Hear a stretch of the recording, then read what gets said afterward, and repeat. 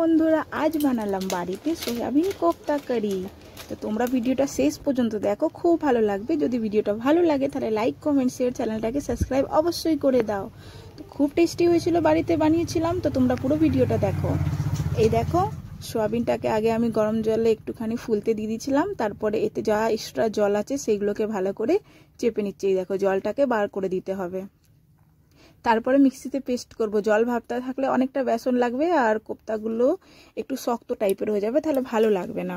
তো দেখো, ভালো করে জলটাকে বার করতে হবে কিন্তু। তো এমন করে বার করে নিলাম। একটু কাঁচা লঙ্কা আর 2-3টে রসুন দিয়ে দিলাম কোয়া। তো সেইটাকে নিয়ে পিসবো। দেখো পিসছি।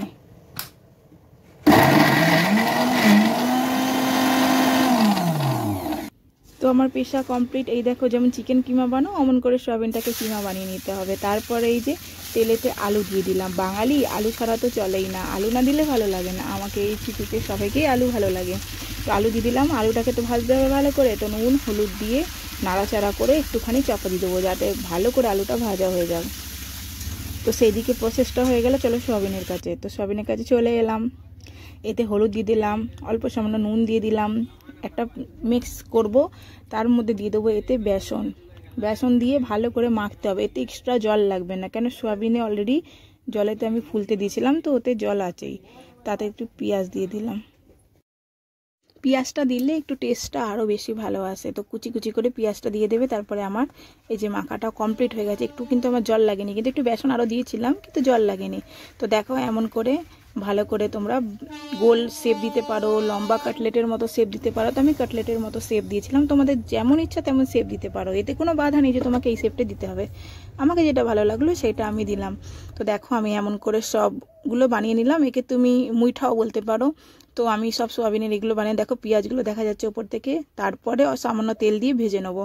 বেশি তেল দিইনি, সামান্য তেল দিয়ে ভেজে নিলাম। দেখো কি সুন্দর হয়েছে, লাগছে না কাটলেট, চিকেন কাটলেট। এটা কিন্তু সয়াবিন কাটলেট, কেমন লাগছে? তো দেখো, আমার কমপ্লিট হয়ে গেল। তারপরে দিয়ে দিচ্ছি তেলেতে জিরে, তেজপাতা, শুকনো লঙ্কা ফোড়নে দিয়ে দিচ্ছি। তারপরে একটু পেঁয়াজটাকে ভাজা ভাজা করে নিলাম। তারপরে এখানে মশলা দিয়ে দিচ্ছি, নুন, হলুদ, জিরে গুঁড়ো, ধনে গুঁড়ো, রসুন, পেঁয়াজের পেস্ট করে একটা দিয়ে দিলাম। তারপরে ভালো করে ভেজে নিতে হবে। দেখো এখানে কতগুলো হয়েছে, কি ভালো লাগছে না? সবাই তো মিলে খাবো, বেশি করে তো বানাতে হবে। এখানে আমার মশলাটাও ভাজা কমপ্লিট, তার মধ্যে আলুটাও দিয়ে দিয়েছি। দেখতে পাচ্ছ, এটা গরম ভাতে কি দারুণ লাগে খেতে, বলতে পারবো না। তো তোমরা গরম ভাতের সঙ্গে খেও, খুব ভালো লাগবে। তো এখানে গরম জল করে রেখেছিলাম, গরম জলটা দিলে আরও টেস্ট তরকারি বেড়ে যায়। তো দেখো, আমি গরম জলটাকে দিয়ে ভালো করে নাড়াচাড়া করে একটু 5 মিনিটের জন্য ঢেকে দেবো, যাতে আলুতে রসগুলো ঢুকে যাক। দেখো 5 মিনিট হয়ে যাওয়ার পর আমি কি করলাম, সয়াবিনের কাটলেটগুলো এতে দিয়ে দিলাম। দেওয়ার পরও 5 মিনিট ঢেকে দেবো, যাতে ওতে যত রসগুলো আছে সেগুলো ঢুকে যাক, আর খেতে খুব টেস্টি লাগুক। না তো একটু না ফুটলে হবে না, টেস্ট লাগবে না তোমাকে। তো দেখো, আমি এতে দিয়ে দিলাম, একে একে করে দিয়ে দিলাম।